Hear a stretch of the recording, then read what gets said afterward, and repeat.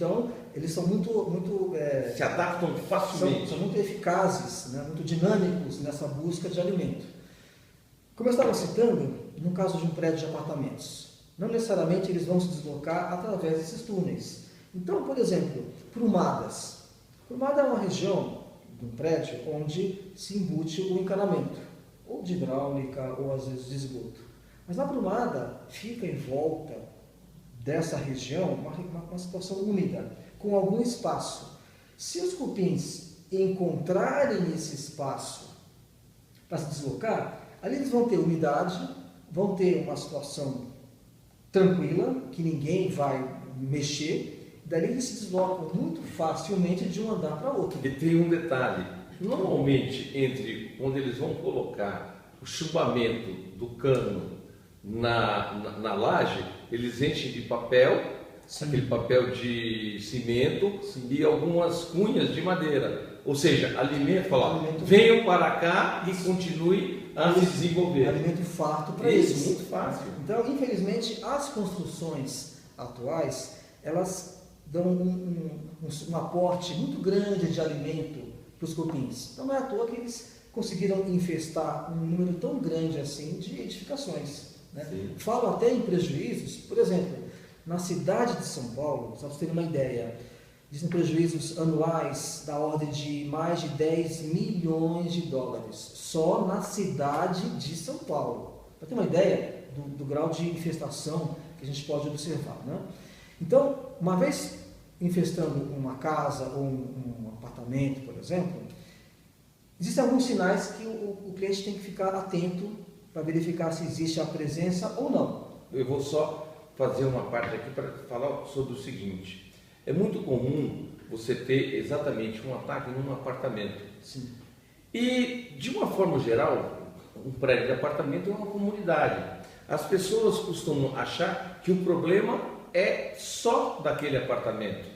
Quando, pelo que você está dizendo, os cupins eles se instalam em algum lugar e se deslocam pela estrutura do edifício, achando caminhos, frestas, juntas de dilatação, shafts. Sim. E aí o que você começa a perceber é o seguinte: não, o problema não é daquele apartamento, o problema é do prédio como um todo. Sim. O prédio está começando a ficar doente. Sim, mas infelizmente as evidências que o cliente observa, por exemplo, podem ser localizadas. Então o cliente acha, não, eu só vou fazer nesse cômodo, ou o prédio, uma convenção de condomínio, acha, não, só faremos nesses apartamentos que estão com problema, porque afloraram nesses locais.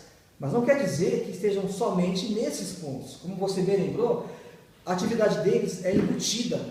Então você só vai perceber quando tem uma afloração, quando tem atividade, quando as evidências começarem a aparecer.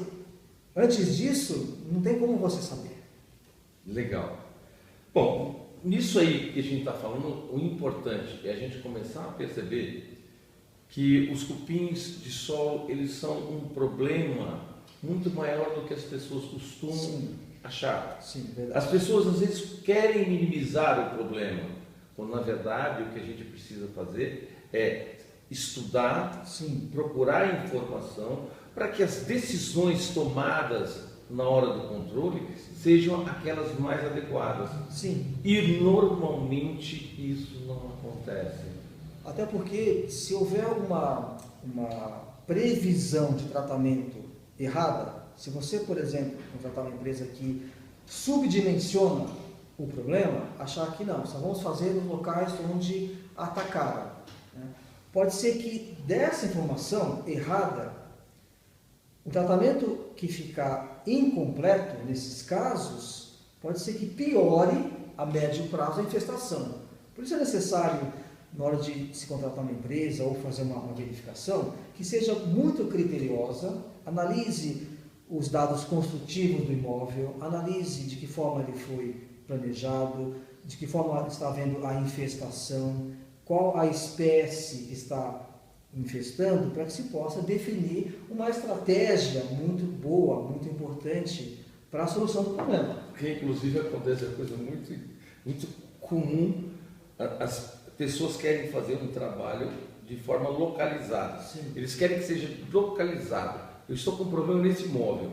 Aí alguém vai lá e faz o trabalho e depois de um tempo nós somos chamados e falamos assim, olha, veio um cara aqui que parece que ele colocou remédio, colocou comida para os cupins, porque eles estavam aqui nesse armário, agora eles estão em todo o apartamento. Exatamente. Quando na verdade o que você está fazendo assim, eles estão aqui e você está impedindo que eles fiquem aqui, estimulando para que eles caminhem em outras direções. Exato. Quando você faz um tratamento localizado ou subdimensionado, naquela região onde foi tratada, pode ser que até tenha exterminado mesmo, naquela região. Mas a colônia, ela ficou estressada. A colônia, como eu falei, são numerosas, né? São milhões de indivíduos. Naquele ponto, matou-se alguns indivíduos, né? Alguns operários, etc. Mas o resto da colônia se estressou. Então vão buscar mais avidamente o alimento para que possa suportar esse estresse. Daí começa a espalhar a infestação.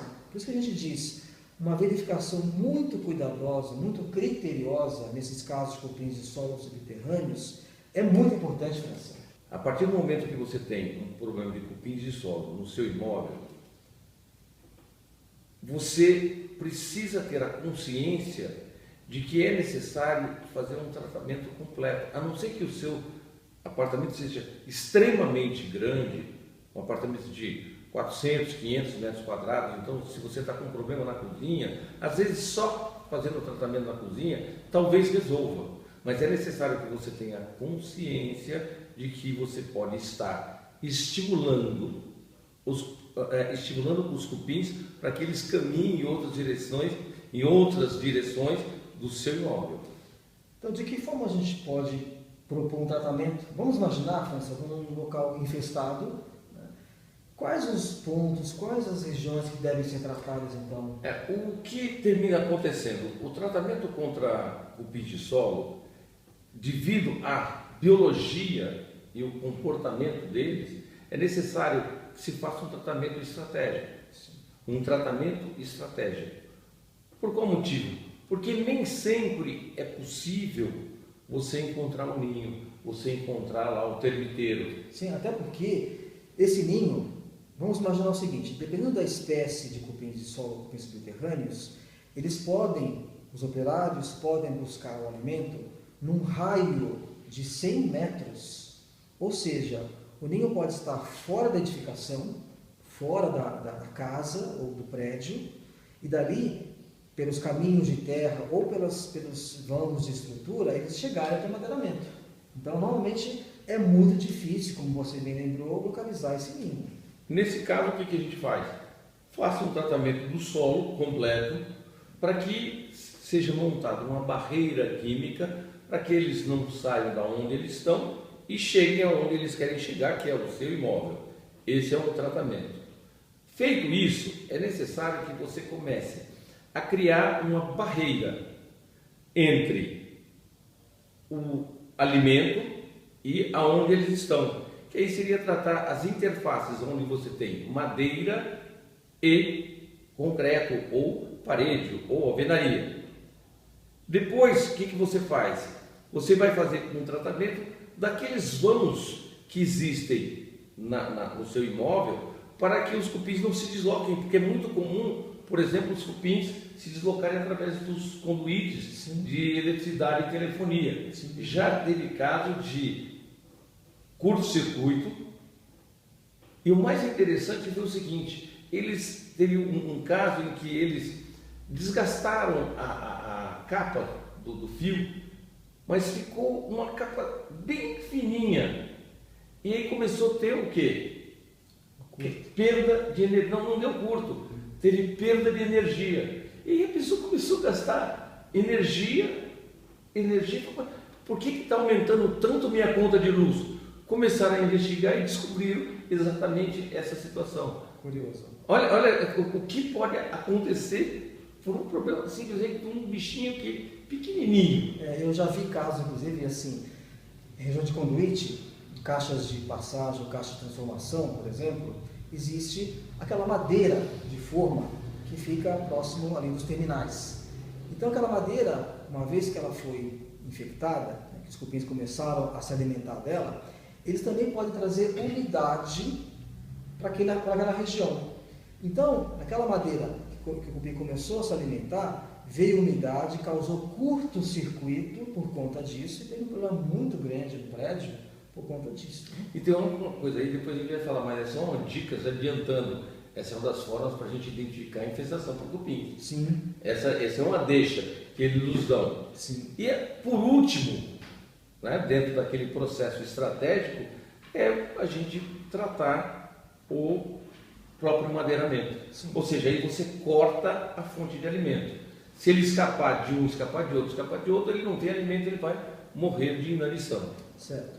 Mas existe também mais uma forma de tratamento. Esse é um tratamento que nós chamamos de convencional, mas também existe uma outra abordagem, tratamento com iscas, na verdade, né?